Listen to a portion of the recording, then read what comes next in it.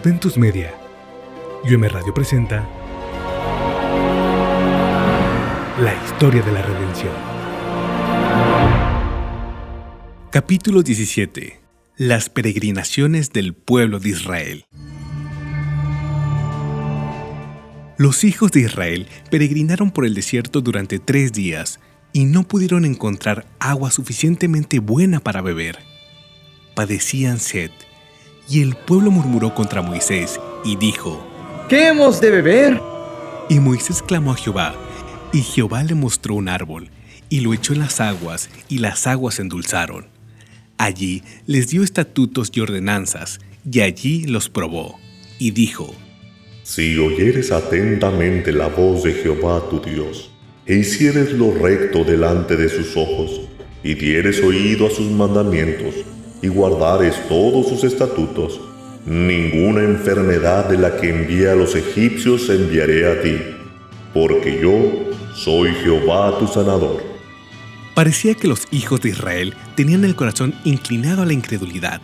No estaban dispuestos a soportar dificultades en el desierto. Cuando se encontraban con problemas en el camino, los consideraban imposibilidades. Su confianza en Dios flaqueaba y solo podían ver la muerte ante sí. Y toda la congregación de los hijos de Israel murmuró contra Moisés y Aarón en el desierto. Y les decían los hijos de Israel: Ojalá hubiéramos muerto por mano de Jehová en la tierra de Egipto, cuando nos sentábamos a las ollas de carne, cuando comíamos pan hasta saciarnos, pues nos habéis sacado a este desierto para matar de hambre a toda esta multitud. No habían sufrido en verdad los tormentos del hambre. Por el momento tenían alimentos, pero temían por el futuro. No veían cómo podía subsistir la hueste de Israel durante su larga travesía por el desierto, con los sencillos alimentos de que disponía, y en su incredulidad suponía que sus hijos perecerían de hambre. El Señor quería que sus alimentos escasearan y que enfrentaran dificultades para que sus corazones se volvieran al que los había ayudado hasta ese momento, y para que creyeran en Él. Estaba dispuesto a hacer para ellos una ayuda constante. Si lo invocaban en su necesidad, Él les daría señales de su amor y de su continuo cuidado. Pero parecía que no estaban dispuestos a confiar en el Señor ni un poco más si no podían ver con sus ojos las constantes evidencias de su poder. Si verdaderamente hubieran tenido fe y una firme confianza en Dios, habrían soportado alegremente los inconvenientes y obstáculos, y aún el verdadero sufrimiento, puesto que el Señor había obrado de una manera tan maravillosa para librarlos de la esclavitud. Además, el Altísimo les prometió que si obedecían sus mandatos, ninguna enfermedad les sobrevendría, pues les había dicho: Yo soy Jehová tu sanador. Después de esta definida promesa de Dios, era en verdad una incredulidad culpable de parte de ellos anunciar que sus hijos perecerían de hambre. Habían sufrido muchísimo en Egipto por causa del exceso de trabajo. Sus hijos habían sido asesinados, y en respuesta a sus oraciones y a su angustia, el Señor los había liberado misericordiosamente. Les prometió ser su Dios, aceptarlos como su pueblo y conducirlos a una tierra amplia y buena. Pero estaban listos para desfallecer ante cada dificultad que debían soportar en su camino a esa tierra. Habían sufrido mucho mientras servían a los egipcios, pero no podían soportar el sufrimiento mientras servían a Dios. Estaban dispuestos a abandonarse a sombrías dudas y a sumergirse en el desánimo cada vez que se les probaba. Murmuraron contra Moisés, el consagrado siervo de Dios. Lo responsabilizaron de todas sus pruebas y expresaron el malvado deseo de haberse quedado en Egipto, donde podían sentarse junto a las ollas de carne y comer pan hasta hartarse. Una lección para nuestros días. La incredulidad que evidenciaba las murmuraciones de los hijos de Israel ilustran la condición del pueblo de Dios que vive ahora sobre la tierra. Muchos repasan su historia y se maravillan de su incredulidad y sus continuas murmuraciones. Después que el Señor hizo tanto por ellos y les dio tantas evidencias de su amor y su cuidado, creen que ellos no hubieran sido desagradecidos. Pero algunos de los que piensan así murmuran y se quejan ante cosas de muy poca importancia. No se conocen a sí mismos, Dios frecuentemente prueba su fe en cosas pequeñas y no las soportan mejor que los antiguos israelitas. Muchos ven que son suplidas sus necesidades del momento, pero no confían en el Señor para el futuro. Manifiestan incredulidad y se entregan al abatimiento y el desánimo ante posibles necesidades. Algunos se preocupan constantemente por el temor de pasar necesidades y que sus hijos tengan que sufrir. Cuando surgen dificultades o se ven en aprietos, cuando se somete a prueba su amor y su fe en Dios, evitan la prueba y se quejan del procedimiento empleado por Dios para purificarlos. Se verifica que su amor no es puro ni perfecto, no es capaz de soportar todas las cosas. La fe de los hijos del Dios del cielo debería ser fuerte, activa y perseverante. La certeza de lo que se espera. En ese caso se expresarán de este modo: bendice alma mía Jehová, y bendiga todo mi ser su santo nombre, porque ha obrado generosamente conmigo. Algunos consideran que la abnegación es un verdadero sufrimiento. Se complace el apetito pervertido y el dominio de las apetencias malsanas induce incluso a muchos profesos cristianos a retroceder, como si la inanición fuese la consecuencia directa de un régimen alimentario sencillo, y como los hijos de Israel prefieren la esclavitud, la enfermedad y hasta la muerte, antes que verse privados de las ollas de carne. Pan y agua es todo lo que se promete al remanente en el tiempo de angustia. El maná. Y cuando el rocío cesó de descender, he aquí sobre la faz del desierto una cosa menuda, redonda, menuda como una escarcha sobre la tierra. Y viéndolo los hijos de Israel se dijeron unos a otros: ¿Qué es esto? Porque no sabían qué era.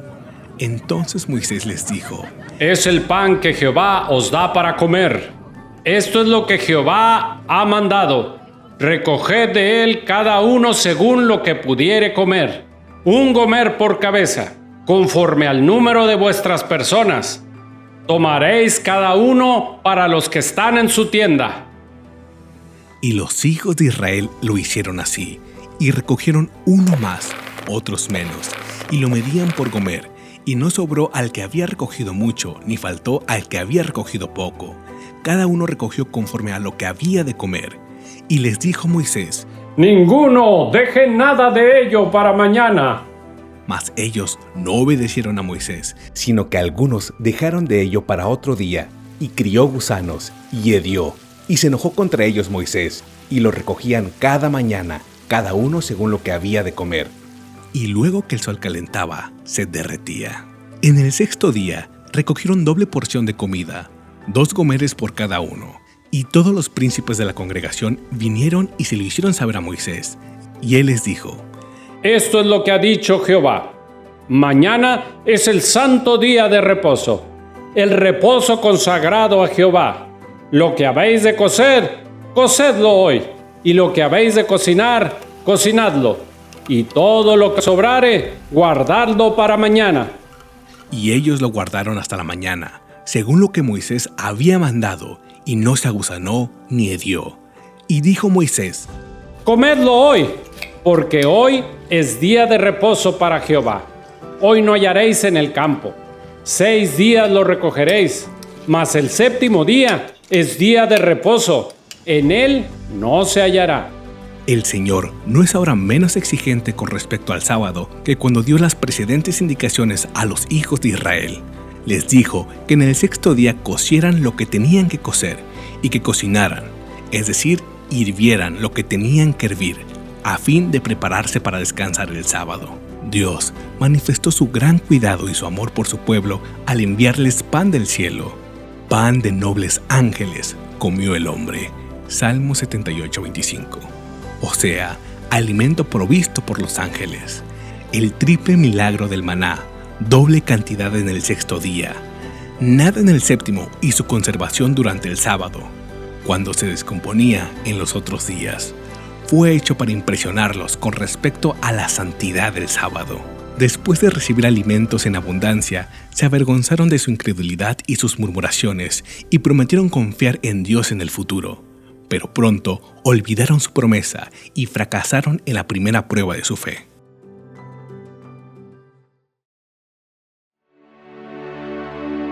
El agua de la roca. Viajaron por el desierto de Sin y acamparon en Refidim, y no había agua para que la gente bebiera. Y altercó el pueblo con Moisés y dijeron: ¡Danos agua para que bebamos! Y Moisés les dijo: ¿Por qué altercáis conmigo? ¿Por qué tentáis a Jehová? Así que el pueblo tuvo allí sed y murmuró contra Moisés y dijo: ¿Por qué nos hiciste subir de Egipto para matarnos de sed a nosotros, a nuestros hijos y a nuestros ganados? Entonces clamó Moisés a Jehová diciendo: ¿Qué haré con este pueblo? De aquí a un poco me apedrearán. Y Jehová dijo a Moisés: Pasa delante del pueblo, y toma contigo de los ancianos de Israel, y toma también en tu mano tu vara, con que golpeaste el río, y ve, he aquí, que yo estaré delante de ti, allí sobre la peña en Horeb, y golpearás la peña, y saldrán de ellas aguas, y beberá el pueblo. Y Moisés lo hizo en presencia de los ancianos de Israel, y llamó el nombre de aquel lugar Masá y Meriba, por la rencilla de los hijos de Israel, porque tentaron a Jehová diciendo: ¿Está pues Jehová entre nosotros? Dios guió a los hijos de Israel para que acamparan en ese lugar donde no había agua, para probarlos, para ver si lo buscarían en su apuro o murmurarían como lo habían hecho anteriormente. En vista de lo que Dios había hecho por ellos mediante su maravillosa liberación, deberían haber creído en Él, en medio de su preocupación. Deberían haber comprendido que no los dejaría perecer de sed, puesto que les había prometido aceptarlos como su pueblo. Pero en vez de suplicar al Señor con humildad para que satisfaciera sus necesidades, murmuraron contra Moisés y le pidieron agua. Dios constantemente había manifestado su poder de una manera maravillosa ante ellos, para que comprendieran que todos los beneficios que habían recibido provenían de Él, que podía otorgárselos o quitárselos de acuerdo con su voluntad.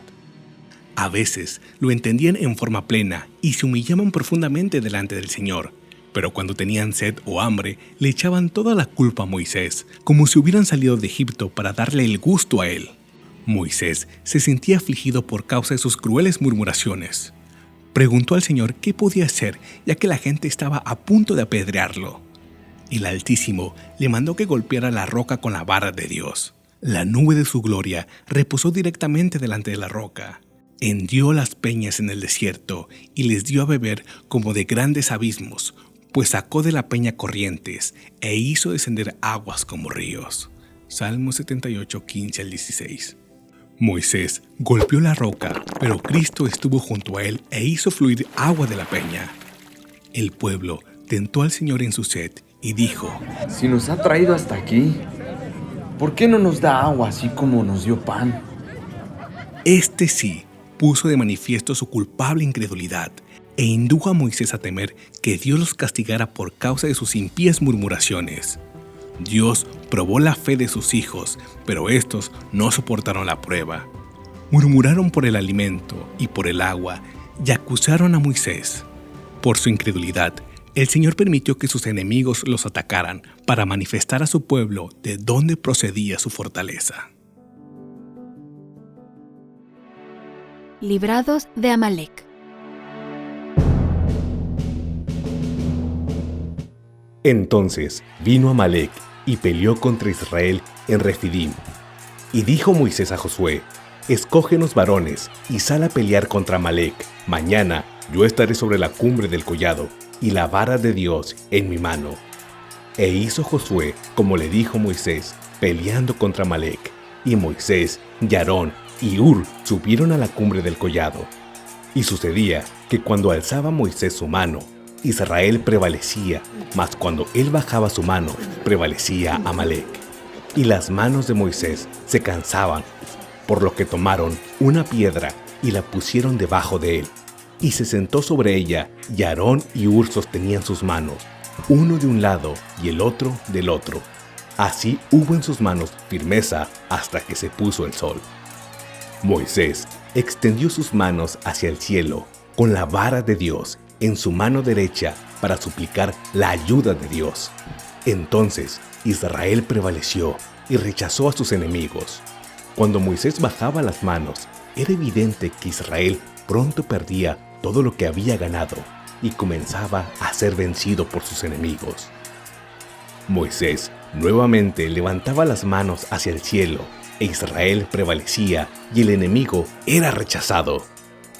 Ese acto de Moisés de levantar las manos hacia Dios debía enseñar a Israel que mientras pusieran su confianza en Dios y se aferraran a su fortaleza y exaltaran su trono, Él pelearía por ellos y subyugaría a sus enemigos.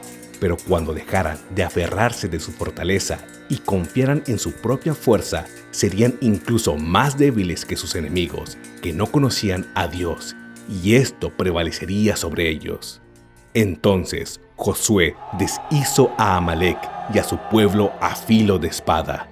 Y Jehová dijo a Moisés: Escribe esto para memoria en un libro, y di a Josué que raeré del todo la memoria de Amalec de debajo del cielo.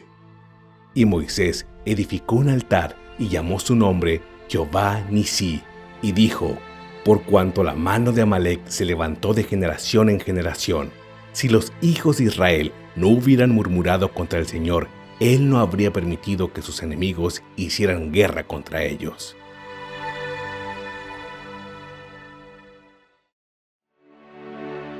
La visita de Jetro.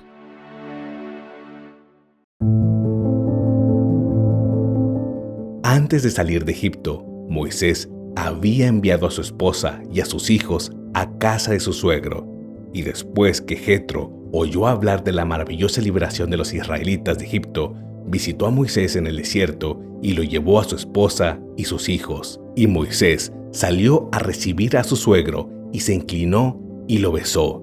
Y se preguntaron el uno al otro cómo estaban, y vinieron a la tienda, y Moisés contó a su suegro todas las cosas que Jehová había hecho a Faraón y a los egipcios por amor de Israel, y todo el trabajo que habían pasado en el camino, y cómo los había librado Jehová. Y se alegró Jetro de todo el bien que Jehová había hecho a Israel, al haberlo librado de las manos de los egipcios. Bendito sea Jehová, que os libró de manos de los egipcios y de la mano de Faraón, y que libró al pueblo de la mano de los egipcios. Ahora conozco que Jehová es más grande que todos los dioses, porque en lo que se ensoberbecieron prevaleció contra ellos. Y tomó Jetro, suegro de Moisés, holocaustos y sacrificios para Dios. Y vinieron Aarón y todos los ancianos de Israel para comer con el suegro de Moisés delante de Dios. Gracias a su perspicacia, Jetro pronto se dio cuenta que las cargas que recaían sobre Moisés eran demasiado grandes, puesto que la gente le traía todos sus problemas y él los instruía con respecto a los estatutos y a la ley de Dios. Dijo a Moisés: Oye ahora mi voz, yo te aconsejaré, y Dios estará contigo. Está por el pueblo delante de Dios, y somete tú los asuntos a Dios, y enseña a ellos las ordenanzas y las leyes, y muéstrales el camino por donde deben andar, y lo que han de hacer. Además, escoge tú de entre todo el pueblo varones de virtud, temerosos de Dios, varones de verdad, que aborrezcan la avaricia, y ponlos sobre el pueblo por jefes de millares, de centenas, de 50 y de 10. Ellos juzgarán al pueblo en todo tiempo, y todo asunto grave lo traerán a ti. Y ellos juzgarán todo asunto pequeño, así aliviarás la carga de sobre ti, y la llevarán ellos contigo. Si esto hicieres, y Dios te lo mandare, tú podrás sostenerte, y también todo este pueblo irá en paz a su lugar. Y oyó Moisés la voz de su suegro, e hizo todo lo que le dijo. Escogió Moisés varones de virtud de entre todo Israel, y los puso por jefes sobre el pueblo, sobre 1000, sobre 100, sobre 50 y sobre 10, y juzgaban al pueblo, y en todo tiempo el asunto difícil lo traían a Moisés, y ellos juzgaban todo asunto pequeño, y despidió Moisés a su suegro, y éste se fue a su tierra. Moisés no estaba fuera del alcance de las instrucciones de su suegro. Dios lo había exaltado mucho y había obrado maravillas por medio de su mano. Sin embargo, no adujo que Dios lo había escogido para instruir a otros, que había realizado maravillas por su intermedio y que por lo tanto no necesitaba a nadie que lo instruyera. Escuchó de buen grado las sugerencias de su suegro y adoptó su plan, puesto que era sabio.